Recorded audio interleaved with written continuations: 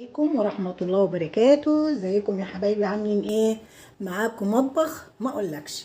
هنعمل مع بعض النهاردة شوية ترش كده وشوية مخلل حلوين كده يفتحوا النفس عشان رمضان. الترش البيتي لا يعلى عليه، احلى بكتير من اللي بره، وتضمني نظافته وبتضمني ان انت تاكلي حاجة نظيفة. هنعمل شوية ترش مشكلين. معايا ده لفت، ومعايا شوية فلفل كده، ومعايا جزر، ومعايا خيار، ومعايا بصل قوارمة. البصل ده اللي هو ده، سبت لكم واحدة عشان ما قشرتهاش، ده بنقشرها بيبقى بالشكل ده. تمام. ومعايا ملح خشن اللي هو ملح البحر، ومعايا شوية سكر، ومعايا شوية عصفر على حبة البركة. تمام. ادي كده البصل. طبعا البصل بيغيب شوية في التسوية عن بقية المخللات، فانا غليت شوية مية هنا اهو. المية دي مغلية. تمام. هسقط فيها المية دي، هسقط فيها شوية البصل دول بالشكل ده. هسيبهم هنا في المية المغلية دي عبل احضر حاجتي، اقوم نشلاه من المية السخنة دي. تمام. هنخليه هنا على جنب، وهناخد حاجتنا بقى نقطعها. بسم الله. هناخد عندي الجزر، بتقطعي طبعا اي تقطيعه تلقلك اللي انت حباه. تمام.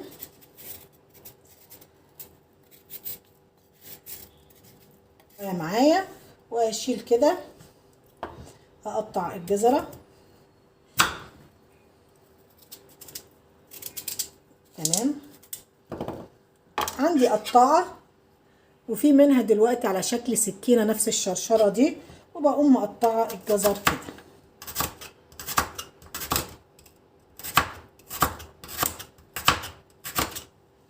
تمام.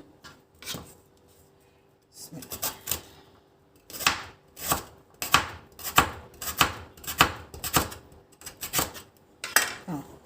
يبقى بالشكل اللي انت شايفاه ده.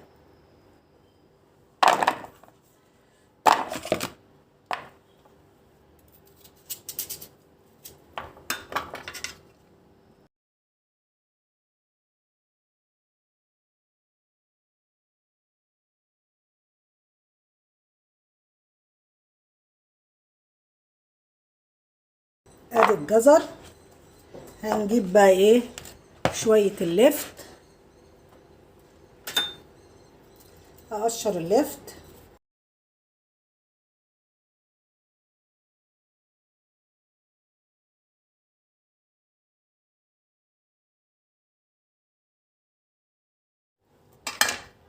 ادي الخيار.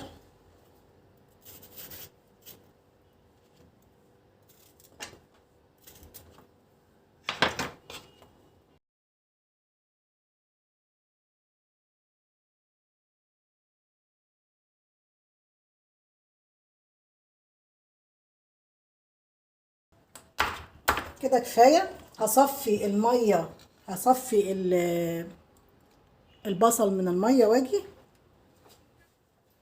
كده. انا صفيته من الميه وحطيت عليه شويه ميه ساقعه. هاجي بقى هعمل ايه؟ هسيب حاجتي هنا كده، وهجيب هنا عندي الهند بالشكل ده. هحط شويه توم، كام فص توم كده، وهحط فلفل احمر،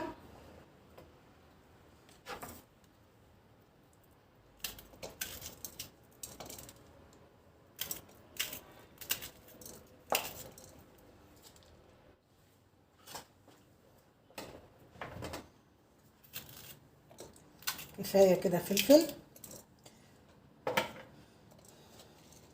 هضرب بقى الايه؟ الفلفل مع الثوم.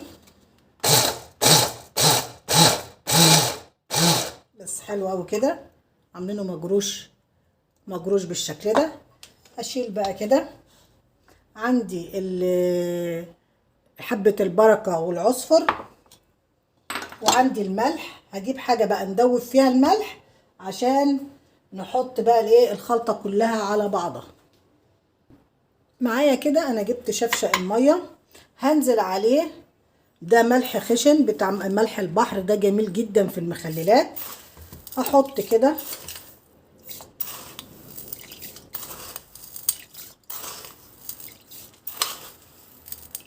كفايه، وهقلب مدوب الملح تماما. هنزل بالعصفر هنا، وهنزل بالخلطة بتاعة الثوم والشطة،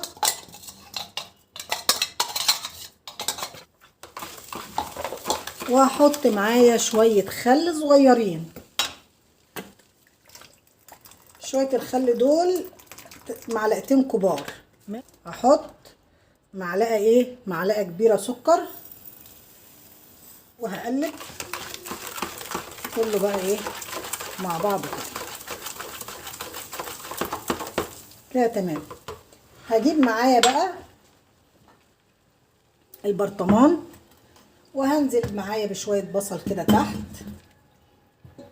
بالشكل ده، على كام قرن شطة كده.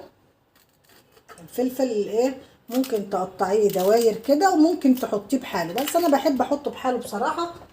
وفي عندي اللي هو الفلفل الرومي ده، بيبقى حلو جدا برضو في التخليل، تحط بحاله كده. وقرن فلفل برضو كده احمر. احط بقى حبة نقلب كده المخلل كده كله مع بعضه، ونحط شوية كده.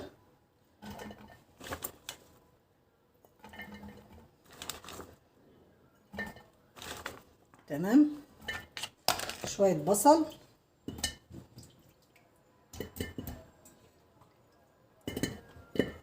فلفل،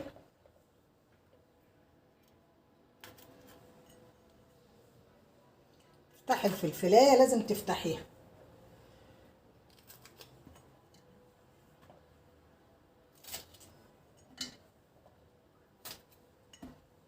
ماشي. ممكن شوية خيار برضو بحاله كده، تحط الخيارية بحالها كده صغننة كده، تحتفظ كده بالقرمشة بتاعتها، وبتبقى جميلة. حط كده اهو.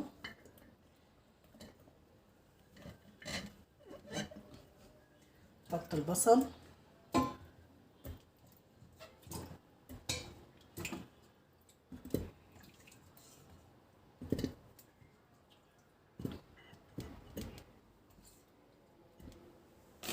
حط بقية المخلل.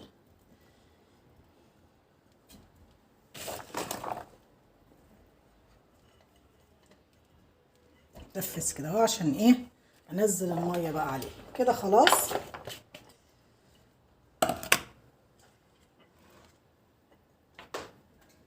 تمام كده. هنحط بقى الخليط بتاعنا. بسم الله الرحمن الرحيم.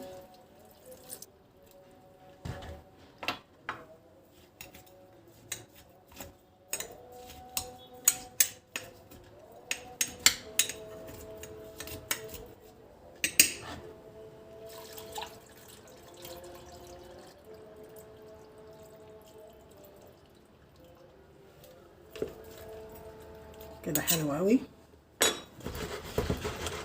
في عندي البنجرايه دي هنحطها عشان تخلي لي لون المخلل عندي يبقى حلو.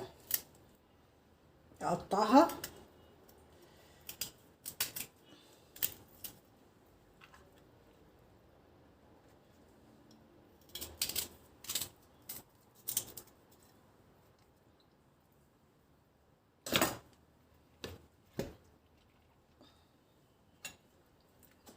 كده حلو جدا. احط بقى كمان شويه الميه.